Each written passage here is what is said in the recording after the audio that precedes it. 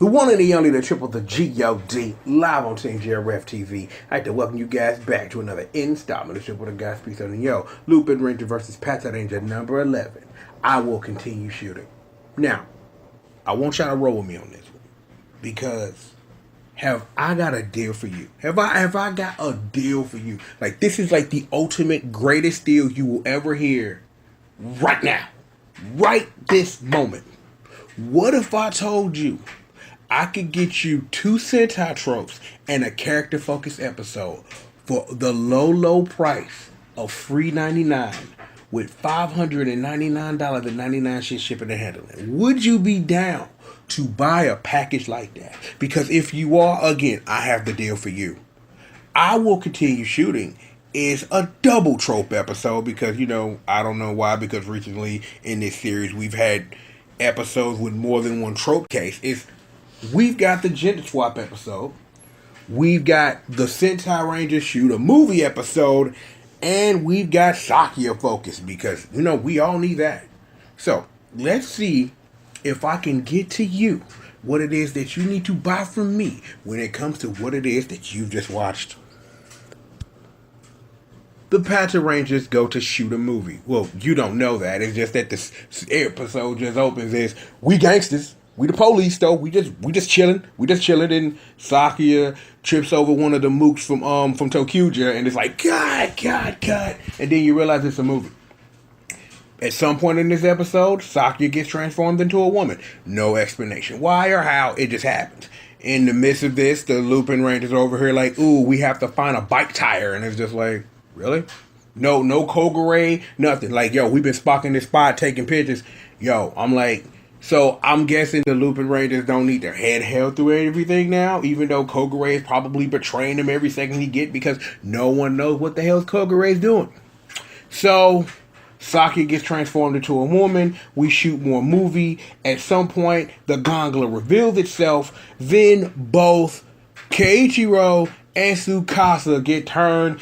It get gender swapped too, and it gets really weird. People are feeling boobs where they normally are. I'm like, a woman has put her hand where a dick is supposed to be, and they're freaking out. It's kind of weird, but it's very funny. And this is the point that I want to get to. Just as I compliment Kamen Rider Build for doing this stuff, you really couldn't pull this off if this was just the Lupinrangers just running around stealing from the bad guys. You need another team where you can pull this off because it's no way in hell the Lupinrangers can pull this off, but the Patrangers pull this off perfectly because of how they're presented as characters. So sitting up here, putting them in some weird, impossible situation, having them freak out and having to work through all of it while still being the police, it works.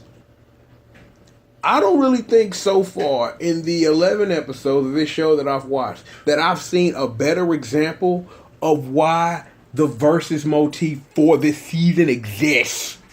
Because again, like I said, the Lupinrangers, because of what they're fighting for, couldn't pull this off if they tried. Because if you tried to force the Lupinrangers into this position, especially 11 episodes in, it would be weird and off-putting and a distraction to the story that would make no sense. Like, again, every year, there's always your movie episode. Someone always gets their gender switch. It's a thing that happens because it's just a part of what Sentai does.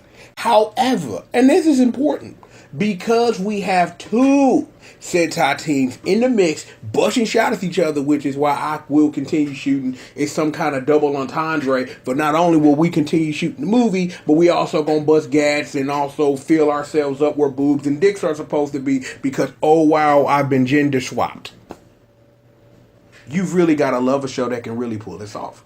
And again, like I said, because you have a team like the Patrangers where you can play this crazy stuff off of these people who are supposed to be straight-laced police cops, it magically works. And this episode, I had belly laughs. Like, Sakia was like really into being a woman. Like, he was sitting up here like, yo, I am all in. But then you find out later with the third part of this whole magical pie I'm trying to sell you for $3.99 of why Sakya wanted to do this in the first place. Like, we had the episodes early on where we learned about the relationship between Tsukasa and Keiichiro and how they met in the police academy, and we found pounded and all that. But then you find out that Sakya wanted to give up. He didn't want to do this. Like, I'm too weak. I'm tripping over myself. I'm falling while I'm trying to run the 40-yard dash or something. You can't really do that. Usain Bolt ain't even this fast. You know what I'm saying? I'm just saying. I'm just putting out that. Shout out to my boy Lupe. Regardless, though, Keiichiro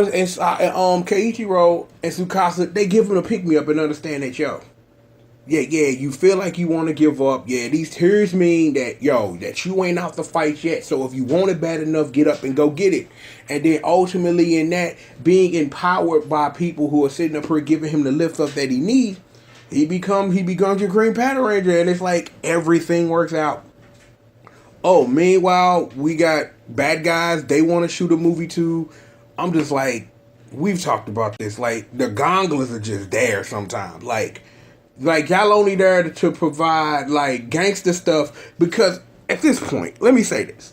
Like, the more and more I think about it, it's like either the gondolas put on a gangster show like they did yesterday with the new Lord's Amigo sitting up here putting in work with these ice bullets, or they just mad absentee, or you get the Goche show off. The Goke Show Off Showdown right here, like it's The Price is Right with Drew Carey and or Bob Barker. Bob Barker is better, just putting that out there for the record. Brand new car, Roddy.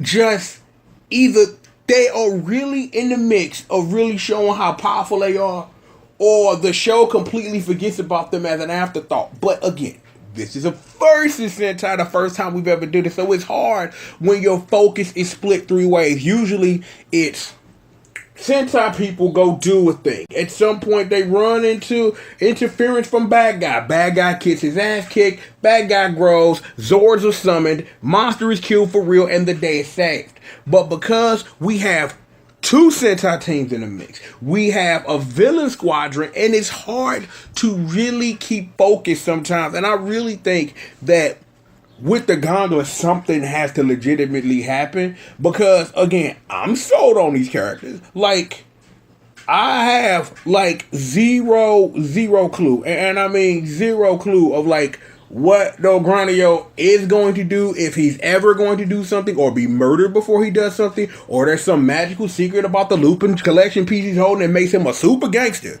Like, we've had Destra come out more than once and sit up here and swing hammers and throw grenades and be a gangster that we see he a beast.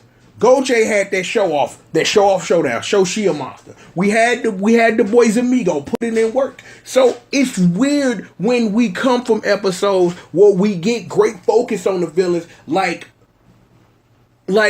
I don't know what to really say, but it's hard again, because let me try, because I want to get this out.